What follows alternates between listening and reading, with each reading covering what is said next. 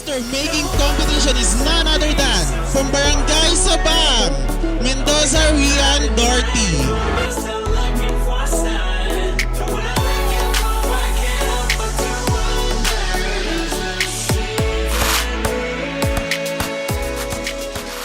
Hey guys, it's Rian. So I just want to thank those people na tumulong na dito sa contest na to for the online likes. Sa mga nag-send sa GC nila, sa mga nag-share, sa mga mismong nag-react. Especially those people na nag-mention talaga ng friends nila. Because, diba, sobrang abala kaya nun. So, I'll give a special shout out for those people.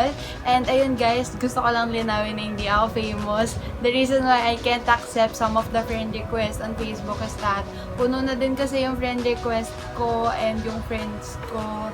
Actually, onti na lang. Pero, ayun, luma na kasi yung Facebook ko. So, active.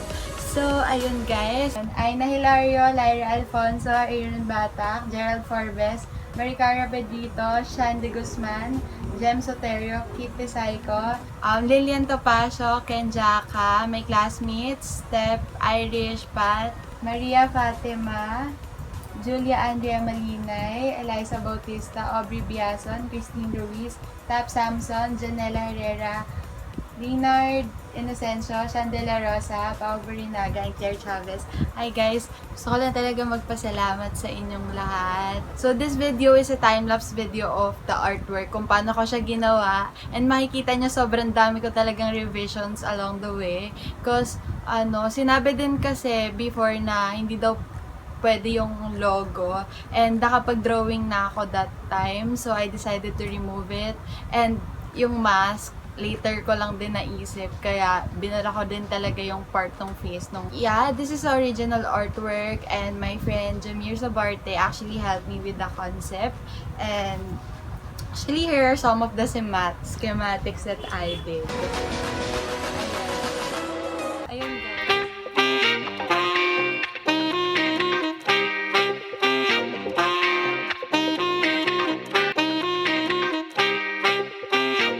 Para kasi sa akin, ito yung na-experience talaga natin ngayon. May negative side palagi, di ba, kapag kabataan, lagi sinasabi, laging distracted ng mga social media and everything. And may mga tao din naman na kabataan, pag-asa ng bayan. Para sa akin, ang take ko dito sa team na to is that yung mismong tayo ngayon,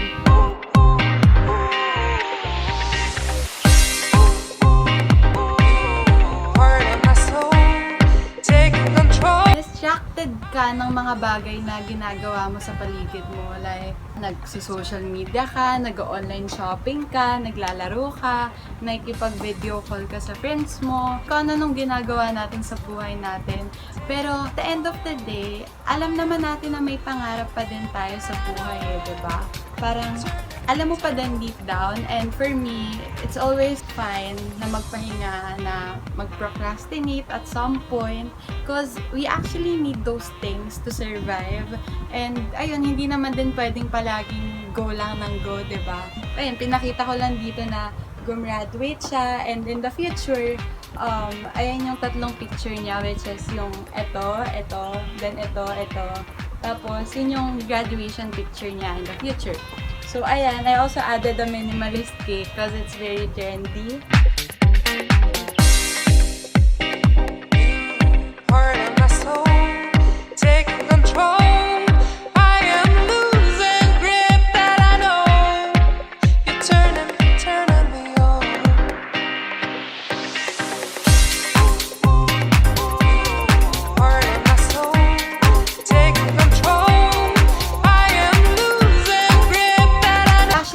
Symbolism din. Kunyari, ito, diploma niya. Ibig sabihin, dito siya nag-aral sa Pilipinas.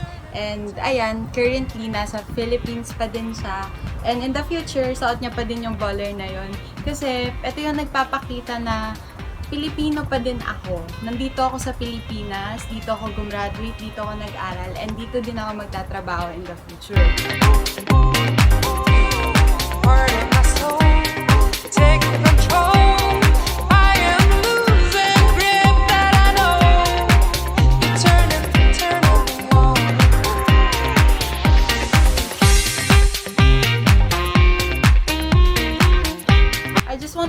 hope lang din natin sa country na to. Kasi 'di ba, despite all the things na nangyayari sa paligid natin, sana nakikita pa din natin yung mabubuting bagay sa paligid.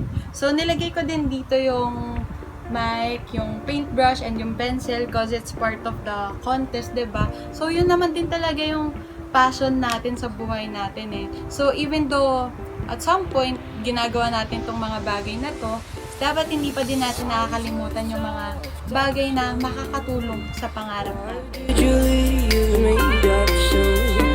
I can't wait to see you in the morning in the bed where you're the king. Walking. Ito is obviously the tablets para mas makapagpakita ng modernization, ganon, and yung mga social media. So, nilagay ko yung iba't ibang point of view ko sa mismong mga tablet para makabago, 'di ba? And eto guys, 2 people na naakyat sa hagdanan. My friend actually suggested na tao daw na umaakyat sa hagdanan, tapos pinipigilan siya ng mga social media, ng mga, ayun nga, ng mga distractions natin sa paligid. Pero ang naisip ko naman, the fact na may kausap ako na friend that time, it's not just me. There are people na kasama kong umakyat pataas and tinutulungan nila ako umakyat doon. Importante kasi yun sa buhay natin ngayon eh. Yung may mga taong sumusuporta sa'yo, yung handang umakyat kasama ka, and ayun, yung hindi kayo hihilahin pababa. So ayun guys, yun lang naman.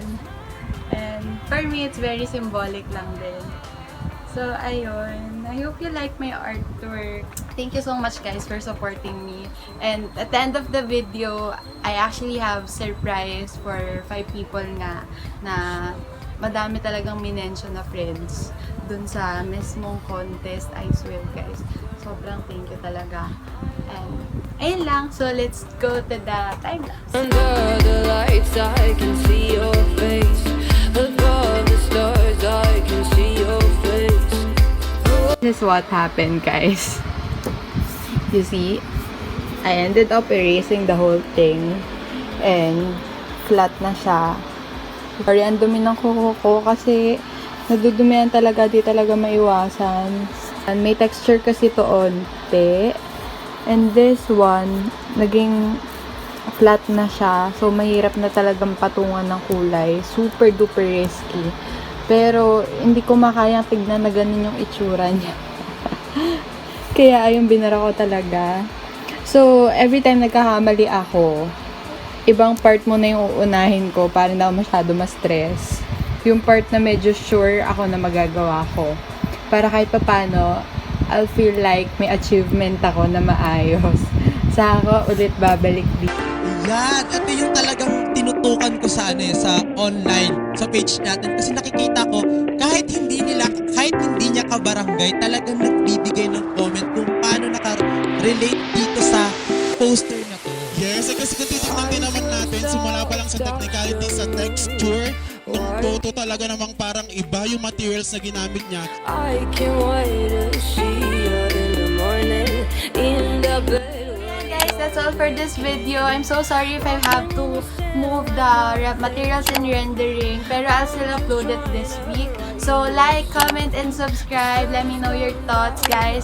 And thank you so much for making my heart so happy. Thank you. Good day and stay safe.